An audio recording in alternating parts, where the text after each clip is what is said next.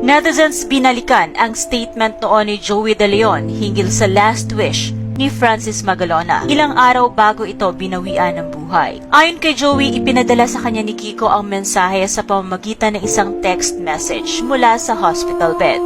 Dahil viral ang paglantad ni na Abigail at anak na si Francesca, kinokonek ngayon ng netizens ang wish na ito para sa mag-ina. Sari-saring komento na ang natatanggap ni Abigail Wright hinggil sa ginawa niyang pagsiwalat sa madla tungkol sa naging relasyon nila noon ni Francis Magalona. Kahit pa daw sabihin niyang nagmamahalan sila ni Francis, hindi pa rin tama na pumatol siya sa may asawa. Ganun pa man, may ilan rin namang mga netizens na ipinagtatanggol sina Francis at Abigail at sinasabing matagal nang hiwalay sina Pia at Francis bago pa pumasok sa eksena si Abigail. Ang bagay na ito ay hindi naman kumpirmado.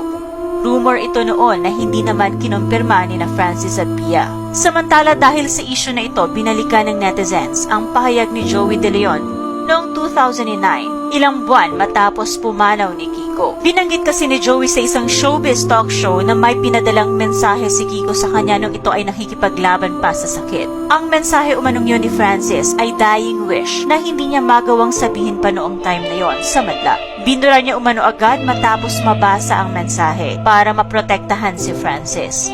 Ayon mismo sa mga salita ni Joey base sa ulat ng Philstar, sayang na-delete ko na eh. One thing na pwede kong ibigay na clue, dying wish niya yon. Hintayin na lang muna nating humupa ang sitwasyon. Sasabihin ko rin kung ano yung text message niya sa akin. Malaman ang mga salitang ito ni Joey na tila ba mahalaga kay Francis ang ibinilin kay Joey. Ayon sa mga netizens na sumusuporta kina Abigail at Francesca, maaring may ibinilin si Kiko para sa kanyang mag-ina sa Cavite. Maaring tunay niyang minahal si Abigail at nag-alala ito sa kinabukasan ng anak kung siya ay papanaw na. Ang hinggil sa bagay na ito ay tanging si Joey De Leon lamang ang makakasagot dahil siya lamang ang tanging nakakaalam ng mensahe ni Kiko. Kung matatandaan, taong 2009 din, unang kumalat ang mga larawan ni na master rapper Francis Magalona at Abigail sa mga vlogs. Nawala daw kasi ang laptop na pagmamayari ni Abigail at doon nakalagay lahat ng mga memories nilang pamilya. Ito yung mga kumakalat na larawan ngayon. Kasama na ang kuha saan makikita si Francis, nakaraga si Francesca. Posible ring ito ang ipinakiusap ni Francis kay Joey na kung sakaling kumalat ang mga larawan, gawa ng paraan para hindi ito kumalat sa media para maprotektahan ang kanyang pamilya. Marahil si Joey rin ang isa sa mga humarang na huwag maipalabas ang kwento ni Abigail noon